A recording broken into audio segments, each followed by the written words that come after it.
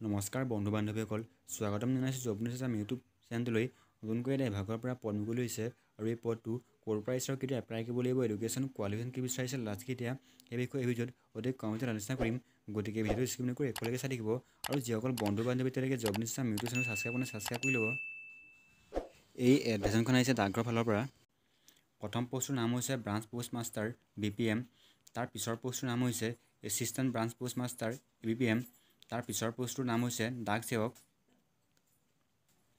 BPM পষ্টটোৰ কাৰণে দৰমহা দিব 12,000 পৰা 29,380 টকা।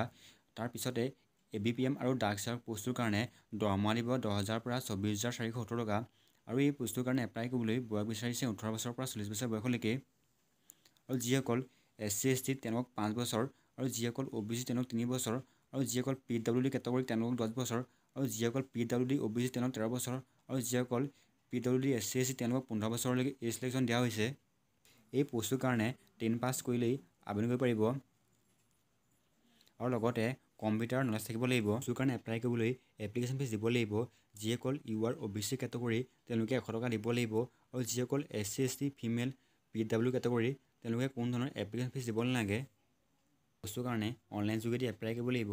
10 ফেব্ৰুৱাৰীৰ পৰাই অনলাইন এপ্লাই আৰম্ভ হৈছে আৰু ইয়াৰ লাষ্ট ডেট হৈছে এপ্লাই কৰা 3 মাৰ্চ 2025। আৰু এই এডভাৰটাইজমেণ্টখন ভিডিঅ'লৈ দিম, আপোনালোকে তাত গৈ ভালদৰে চালে পাৰিব।